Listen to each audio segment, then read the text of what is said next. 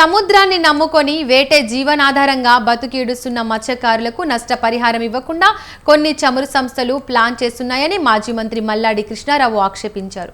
చమురు సంస్థల కుట్రలను ముందుగానే పసికట్టి ఉభయ గోదావరి జిల్లా ప్రజా ప్రతినిధులను ఏకం చేసి ఉద్యమాన్ని చేపట్టామన్నారు. మత్స్యకారులకు న్యాయం చేసే వరకు తన పోరాటం ఆగదని అంటున్న కృష్ణారావుతో మా కాకినాడ ప్రతినిధి Naveen face to face. Pondicherry ప్రభుత్వ ఢిల్లీ ప్రత్యేక ప్రతినిధి మల్లాడి కృష్ణారావు గారి ఆధ్వర్యంలో అయితే కనుక ఇటు తూర్పుగోదావరికి సంబంధించి అలాగే పశ్చిమ గోదావరికి సంబంధించి ఎమ్మెల్యేలతో సమావేశం అయ్యారు. అలాగే కాకినాడ జిల్లా కలెక్టర్తో కూడా ఈ విషయం అయితే చర్చించారు. అసలు దీనికి సంబంధించి అసలు ఎంతమంది మత్స్యకారులు ఉన్నారు, అసలు ఏ సంస్థలు ఎక్కడ డ్రెడ్జింగ్ చేస్తున్నాయి, ఎంత మేరకు నష్టం చేకూరుస్తుంది, అసలు ఆయన డిమాండ్ ఏంటో మనం అడిగి తెలుసుకునే ప్రయత్నం చేద్దాం. నమస్తే సార్.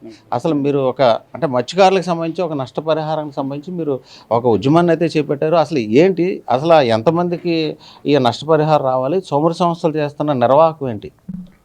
2006 మొదటిసారిగా రిలయన్స్ కంపెనీ నష్టపరిహారం వచ్చినప్పుడు ఈ జిల్లాలో ఉండే మత్స్యకారులకు కానీ ఈ జిల్లాలో ఉండే ప్రజాప్రతినిధులకు కానీ ఇంక్లూడింగ్ నాతోటి పాటుగా కూడా దీనివల్ల ఎంత నష్టం మత్స్యకారులకు అన్నది పూర్తి అవగాహన మాకు లేదు. అప్పటికి ఉండేది మాకు అంతా కూడా మిడిమిడి జ్ఞానం.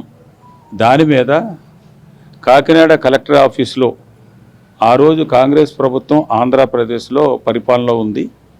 దానికి సంబంధించిన ప్రజాప్రతినిధులు, దానికి సంబంధించిన వారికి సంబంధించిన ఎంపీలు అవ్వచ్చు, అలాగే మంత్రులు అవ్వచ్చు, కాకినాడ కలెక్టర్ ఆఫీస్ మీద ఒక చిన్న అమౌంట్ ఇచ్చేలాగా నెలకి 3,500 రూపాయలు నామ మీద పనిచేస్తున్న వాళ్ళకి ఇవ్వాలని వారు ఇన్ఫ్లుయెన్షియల్గా మాట్లాడుకుని అగ్రిమెంట్ చేసుకునే టైం వచ్చేటప్పటికి నేను ఆ రోజు యానంలో మత్స్యకార గ్రామాలందరినీ కూడా పిలిచి ఏం చేద్దాం అనుకున్నప్పుడు అసలు ఆంధ్ర వాళ్ళు ఏ విధంగా వస్తారో చూసి దాన్ని బట్టి మనం అడిగేద్దామని చెప్పేసి అనుకుని నేను మీటింగ్ ఏర్పాటు చేసుకున్న తర్వాత 10,000 రూపాయల వరకు నామ మీద పనిచేస్తున్న వాళ్ళకి నెలకు ఒక్కటికి ఇవ్వాలన్నది మేము అనుకున్న తర్వాత వారు చేసుకున్నది చాలా తక్కువ ఉన్న పరిస్థితి.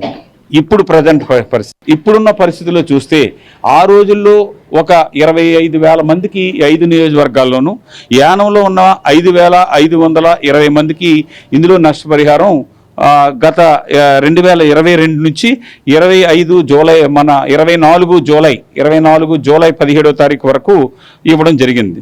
ఇప్పుడు మళ్ళీ ఇంకొక పైప్ లైన్ వేయడానికి ONGC ప్రిపేర్ అవుతుంది. మిగతా కంపెనీలు కూడా రాబోయే రోజుల్లో పైప్ లైన్ రావచ్చు. తుని నుంచి నరసాపురం వరకు ఎంతమంది మత్స్యకారులు ఉంటారు, అసలు వాళ్ళకి ఎంత ఇవ్వాల్సి ఉంటుంది? దగ్గరగా 1,00,000 కుటుంబాలు, 1,00,000 కుటుంబాలు ఇప్పుడు 30,000 మందికి ఇస్తున్నారు.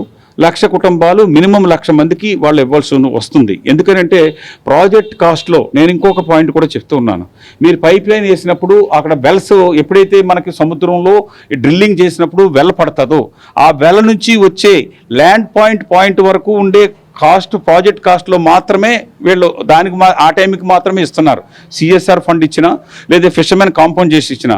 నేను ఇప్పుడు ఏం చెప్తున్నానంటే అలా కాదు, దానికి ముందు సంవత్సరంన్నర అక్కడ గ్యాస్ పడుతుందా లేదా అన్నది చూడడానికి ఇంకొక సంవత్సరంన్నర ముందు నుంచి నువ్వు మొదలు పెడుతున్నావు, అప్పటి నుంచి ఇవ్వాలి. అప్పటి నుంచి వేటగాడికి అక్కడ వేటకి వెళ్ళేటప్పుడు అంతరాయం కలుగుతుంది.